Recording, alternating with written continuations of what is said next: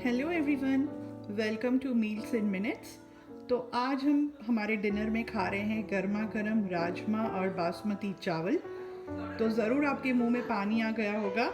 ठंडी के मौसम में राजमा चावल का खाने का कोई मज़ा ही और होता है। तो चलिए अब हम देखते हैं कि राजमा बनाने के लिए हमें क्या क्या चाहिए। ये बहुत ही क्विक और सिंपल बन जाती है। तो ये मैंने यहाँ पे लिए हैं राजमा। ये राजमा मैंने सोक किया था अराउंड 6 आवर्स और उसके बाद मैंने उसको बॉईल कर लिया है। तो देखिए ये राजमा के दाने इतने ऐसे सॉफ्ट और मुशी हो जाने चाहिए।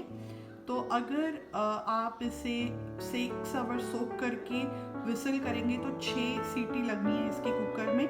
अगर आप आईपी में बना रहे हैं यानी इंस्टेंट पॉट में बना रहे हैं तो बिना सोक किए आप 60 मिनट्स के लिए राजमा रख देंगे। अगर बीन चिली मोड में तो 60 मिनट्स में आपके राजमा बिना सोक किए ऐसे ही बनेंगे। अगर आपने 1-2 घंटे सोक किए हैं तो 45 मिनट्स रख के बीन चिली मोड प्रेस कीजिए, तब भी आपके राजमा ऐसे ही बनेंगे। और यहाँ मैंने लिया है अनियन। ये एक डाइस्ड अनियन है और ये है 2 डाइस्ड टमेटो और थोड़ा सा तेल। ये है 1 टीस्पून हल्दी। ये है 1.5 टीस्पून चिली पाउडर। ये है 1.5 टीस्पून कोरिएंडर पाउडर और ये है 2 टेबलस्पून राजमा मसाला और नमक स्वाद अनुसार। तो चलिए अब हम राजमा बनाते हैं। तो अब मैंने गैस पे ये पैन चढ़ा दिया है और मैंने इसमें 1 टेबलस्पून ऑयल डाला है, आप देख रहे होंगे ये। और अब इसमें मैं ये मेरे डाइस्ड अनियन डाल दूँगी और इसे हल्का सा घुमाना है इसमें।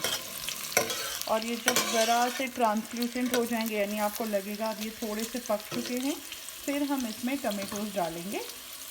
इसे ऐसे बिल्कुल ब्लैक नहीं करना है, बहुत ब्राउन भी नहीं करना है, क्योंकि ये दोनों को हम मिक्सर में पीसने वाले हैं। मैं बहुत ज़्यादा फैंसी राजमा नहीं बनाती हूँ, बहुत ही सिंपल क्विक बनाती हूँ और बहुत टेस्टी बनता है।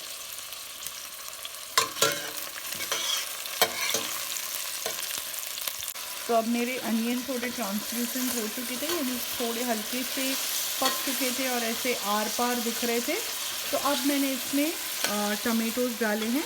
अब ये टमेटोज़ को थोड़ा हमें कुक होने देना है। इसमें पानी वगैरह डालने की ज़रूरत नहीं है, बस आप इस पर एक लिड कवर करके 2 से 3 मिनट के लिए बंद करके रखें ताकि आपके अनियन टमेटो कुक हो जाएं।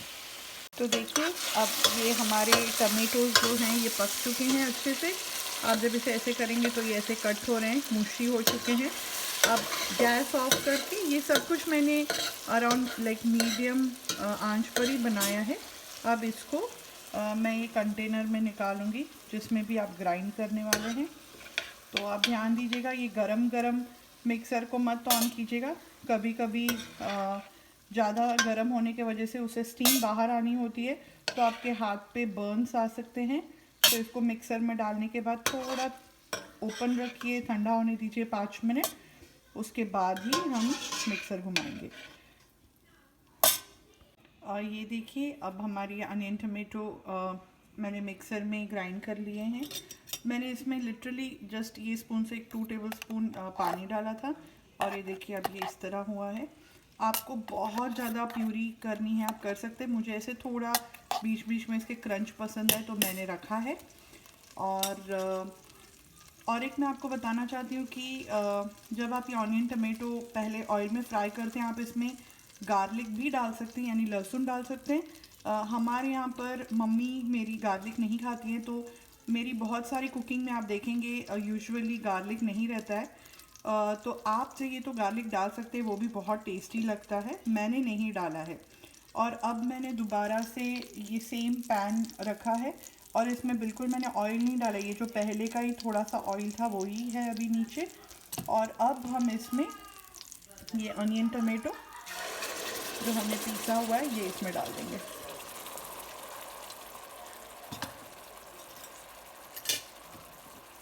अब इसे हम थोड़ा सा ऐसे स्टर करेंगे। अब इसे बहुत ज़्यादा कुछ कुक होने देने की ज़रूरत नहीं, 2 मिनट बहुत है क्योंकि ऑलरेडी हमारे अनियन और टमाटो कुक थे। तो अब ये ज़रा सा बस इसको 2 मिनट के लिए ऐसे हम कुक होने देंगे बस। अब जब तक वो 2 मिनट कुक हो रहे हैं वो सेम मिक्सर में जिसने हमने अनियन टमाटो पीसे थे, हमें अब क्या करना है, अराउंड 1 से 2 मुट्ठी राजमा जो हमने बॉईल करके रखा था वो लेना है और इसे भी ग्राइंड करना है। मैं इसीलिए ऐसा करती हूँ इससे जो उसकी ग्रेवी की कंसिस्टेंसी है बहुत ऐसे ढाबा स्टाइल की बनती है, बहुत अच्छा लगता है इस तरह का ग्रेवी। सिर्फ अनियन टोमेटो ग्रेवी से अब ये भी डालेंगे, तो आप चाहे तो अनियन टोमेटो पीसते वक्त भी इसी को उसमें ऐड कर सकते हैं, बट मुझे पर्सनली अनियन टोमेटो अलग और फिर इसका अलग ग्रेवी करना पसंद है। तो देखिए राजमा जो मैंने आपसे कहा था हमें पीस लेना है, ये इस तरह इसकी कंसिस्टेंसी, बिल्कुल इसमें पानी वगैरह नहीं डाला है। और अब हमें वो अनियन टमाटो के ग्रेवी में तो जो 2 मिनट कुक करने रखें वो इसमें डाल देना है, उसमें पूरा इनकॉर्पोरेट हो जाएगा, यानी इसमें पूरा वो इस तरह मिल जाएगा। अब हम हमारे धीरे धीरे मसाले डालना स्टार्ट करेंगे। सबसे पहले हल्दी, फिर कोरिएंडर पाउडर, धनिया पाउडर, हमारी रेड चिली पाउडर और हमारा राजमा मसाला। और अब हमें इसे अच्छे से मिक्स कर लेना है। देखिए हमारे ये राजमा की जो ग्रेवी है कैसी दिख रही है, सिर्फ मसालों के साथ मिक्स हो चुकी है। अब हमें इसमें बिल्कुल हल्का सा पानी ऐड करना है। इस मोमेंट पे हम कम डालेंगे, बाद में तो आपको राजमा की जितनी कंसिस्टेंसी चाहिए आप पानी डाल सकते हैं। और अब जब हम इसमें पानी डालेंगे, अब हम इसमें नमक डालेंगे। तो मैं आपको एक टिप देना चाहती हूँ। यूजुअली बहुत जनों ने मुझे ये पूछा है और बहुत जनों की क्वेरी होती है कि उनका राजमा कुक नहीं होता है 8-8 सीटी 10-10 सीटी निकालने के बाद भी, और उन्हें लगता है कि उनके राजमा पुराने हैं या ख़राब हैं। एक्चुअली बहुत सारे लोग राजमा बॉईल करते वक्त नमक डालते हैं। ऐसा नहीं है कि हर एक का राजमा नमक डालने के बाद बॉईल नहीं होता है, बट राजमा की जो प्रॉपर्टी होती है वो नमक डाल के कभी बॉईल नहीं की जाती। जैसे हम छोले में नमक डालते हैं, बिल्कुल छोले में नमक अच्छे लगते हैं, वो तो स्वाद के लिए ताकि वो छोले के अंदर चले जाए, बट राजमा के लिए हमें नमक के बिना ही राजमा बॉईल करना होता है। तो ऊपर से हमें, जैसे इसकी मैंने अभी ग्रेवी बनाई है, बस इसी में नमक ऐड करना होता है। तो आप हमेशा याद रखिए राजमा बॉईल करते वक्त कभी भी नमक मत डालिए, तब आपके राजमा डेफिनेटली बहुत अच्छे कुक होंगे। तो अब मैंने इसमें नमक डाल दिया है और अभी मैं 1-2 मिनट के बाद इसे मिक्स करके इसमें राजमा ऐड करूँगी। देखिए अब मैंने 1 ही मिनट के बाद इसमें राजमा ऐड किया है। आप देख रहे होंगे इसका कलर कितना सुंदर दिख रहा है, लग रहा है कि नहीं बिल्कुल ढाबे जैसा।